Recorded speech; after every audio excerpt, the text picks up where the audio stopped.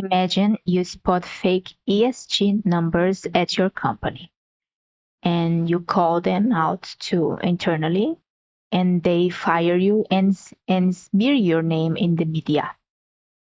This is a true story set against a backdrop of major corporations being investigated and fined for greenwashing and a time when reinvesting is drying up. So the question that remains is, what's the future of ESG?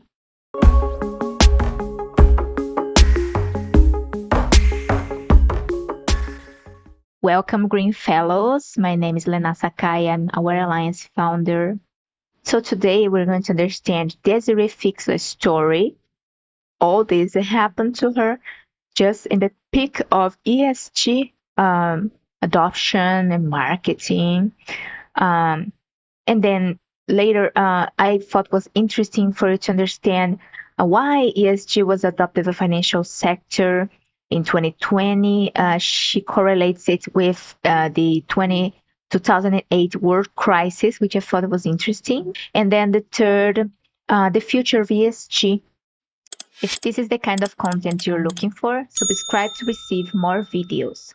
So follow me, the conscious ones. Let's go to Desiree Fixler's story. I watched this interview with Winston Marshall. He's a journalist and very interesting, complete interview. I recommend you to watch it. She was recruited as the first chief sustainability officer of this Deutsche Bank in 2020. This bank is huge. The headquarters in Frankfurt, German. Everything started when the CEO wanted to post in this annual report of the bank, the 2020 annual report, about their ESG integration, how they integrate ESG and how they use their money, the investors' money, integrated with ESG topics. And he claimed, he put in the report, the CEO, he wanted to put that for kind of $500 billion, more than half of all the assets this bank manages, which is $800 billion approximately at the time, more than half was integrated with ESG investments. And she knew it was like not correct. She says that there was no way of knowing that integration. They did not have any kind of technology to kind of integrate, to know the origin, to know that the money was put into projects that were ESG purpose or topics. So she says it was very wrong claiming that. And she told the CEO that her concerns, that would be wrong, it would be a lie. But she said that he totally ignored her and wanted to put that in the report. So put her in her position, like you are the chief sustainability officer of this organization. It's your name and responsibility. You are the one. If it's a lie, you are the one who can go to jail because you are the responsible for this ESG allegation. If you sign it, if you don't do anything and you release the report like that. So it was her name. So she said that she didn't want to release the report like that. So she, seeing that she would not change the CEO's mind, she went to the board members to tell them, give them this feedback about the report. She was concerned. She said it, told them everything. And then she said that, I don't know if weeks later, days later, but it was close to weeks before the report release, she was fired. And I don't know if the next day she said that it was very quick. Her name was on Bloomberg. The bank, this Deutsche Bank, was telling everyone why they fired the chief sustainability officer. And kind of they needed to explain that because they were going to release the report soon. So investors can you need to explain to investors they're going to question that why she was fired just before the annual report, the 2020 annual report. It's kind of released in the next year, 2021, and so she was fired in 2021, and she said that they lied about her, saying that she was not, did not had a good performance, was not doing good job. So they kind of framed her of not doing a good job, not being a good professional, and trying to smear her. And she said that that kind of impacted her career, her life. Yes, she had to go back to live with her mother, with her children in her mother's house. They were trying to put her down so no one would believe anything she would say. They kind of considered her kind of a threat to what they wanted to do. So they wanted to release any report with lies on ESG, and they kind of consider her a barrier, like uh, a problem to do that.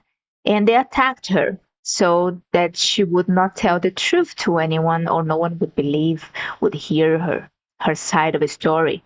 So that's what she felt. So her name was on Bloomberg. She was able to go to Financial Times and tell her side of the story. The Wall Street Journal also wrote things about her, about what happened to her. Then she said she was contacted by the FBI, and because they were investigating Deutsche Bank. So she kind of collaborated with all the organization were investigating Deutsche Bank, and because she had proof of her claims, she was inside. She knew the numbers, she knew the details, so she had proof.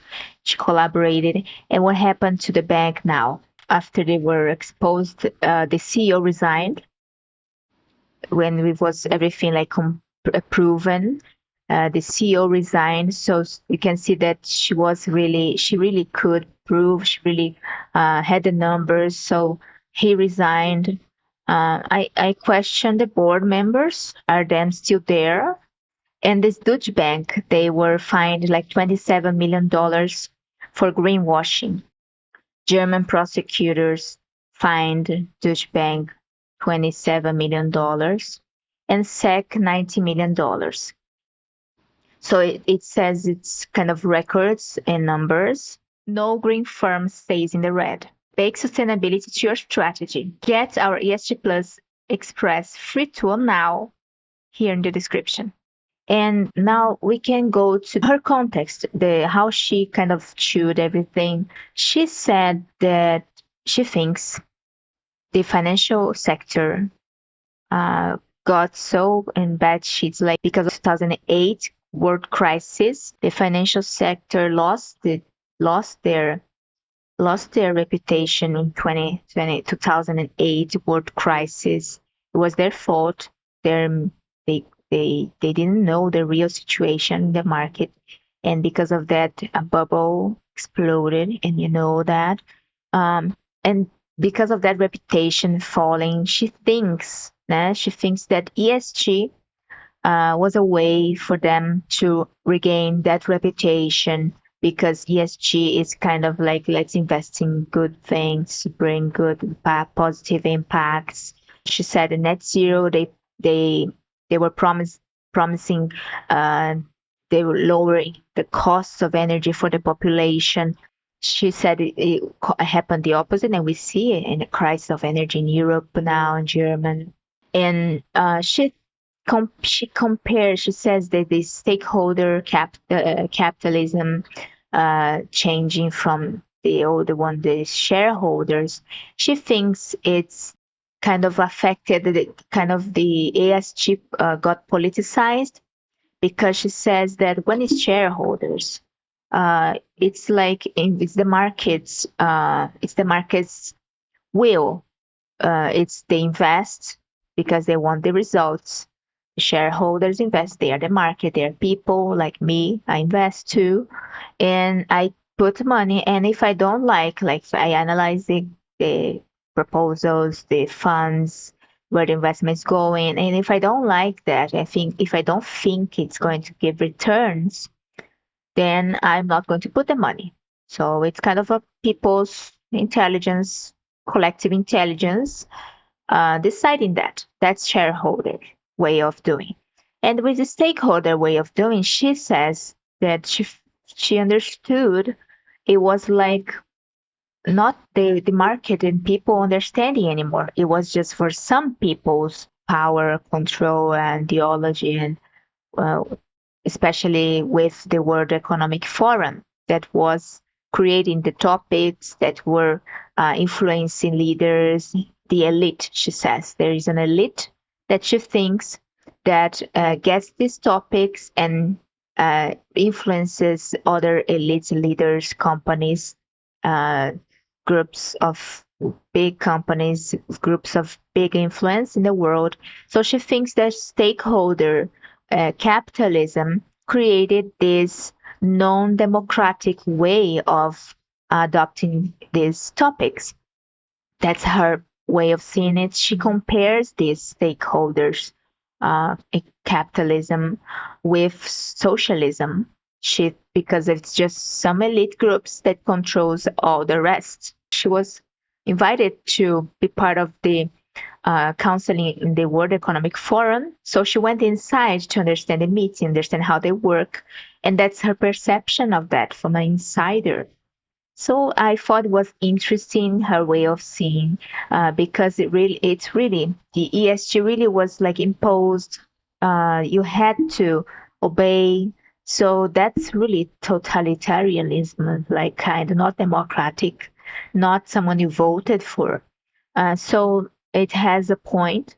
But as our time is ending, let's go to the future of ESG. I wasn't from the inside watching it, but as an investor, entrepreneur, uh, studying the market and studying ESG, how it was done, the execution, because I love to see the execution. I like to see the the professional, if they know what they're doing and the results. I even did this talk here for Embrapa, the major organization for agriculture in Brazil. And I talked about post ESG. It's in Portuguese here, but you can understand it's post ESG because I understood that things were not going right, okay, with ESG execution bringing bad results. I have a video recorded about it. It lost a lot of investments. They since 2022 since 2021 started like losing everything, especially because I think because of these scandals, because of these kind of whistleblower, because of Desiree, because of FBI investigations and SEC investigations, and so and the results. Because I was watching the results, that's why I started. I knew I had to talk about it. I wrote a book about it, all the bad execution. ESG is full of hidden management traps, but I've broken them down for you in my book. Read it now. The link is in the description. Like the CEO, his bonus was, we understand the CEO, like he wouldn't earn bonuses because of the numbers of the report. So he earned money with that. We can focus on the topics. ESG topics are very interesting, and I am in favor of like pursuing new technology for the energy sector, but not adopting that right away because they're new. You don't know the consequences, the costs. You need to keep with the old energy matrix before you adopt any new that you don't know the consequence. You don't know if it's going to be enough. Actually, you know that it's not going to be enough. So the execution was totally not responsible. And but the topics, you see new technologies, new batteries. I just released the video I can put here in the end. The Tesla refinery industry, uh, they don't have problem with toxic residue anymore. to create their lithium batteries. So they're advancing. I think that's positive. This whole renewable energy topic, I think it is good. I think electric cars that has much less maintenance, um, that doesn't release pollutants to the air. It doesn't smell good, you know. There's no rush. I don't believe this whole rush and world ending. I think that's politicized. That's not the way we should go for putting fear into the public. I think with responsibility, those topics can be worked and improve society, improve environment. So I think the future of ESG has to do with this responsibility in the execution. Because of this politicized, they're against the renewable energy. They got against because they see that as a socialism, as imposed and everything. But uh, here in this channel, we're trying to make you understand that the world is not black and white, that every person has good and bad. Every story has two sides on other people's point of view. This electric sector with electric battery in the cars, they are useful for the robotic sector. They are not going to put diesel in a robot, right? Much better to put a battery. So it's kind of evolving other sectors, even in space sector, future of ESG as investors, the way of investors seeing it, they want they want things to be done like with more careful, more responsibility. The traditional way of doing it, not rushing and not lying, the reports, not imposing. That's how market works, and that's what I think her Desiree Fixler's criticism has importance here, and I think that's richer, more diverse than the stakeholder they try to put here to impose things on big companies or to investors to buy with lies. So I think it didn't work, and I think the market is showing they want change by not investing on ESG anymore. And we need a new way of ESG, corporate sustainability, ESG, new way of ESG. That's why I work with ESG Plus. I think the ones who execute correctly bring results for investors and for the impacts in the social environmental issues. I think this is the future of ESG. If this content was useful somehow, like and share to impact more and more people. This was the content of today, Green Business Post, Responsible Impacts for Sustainable Communities.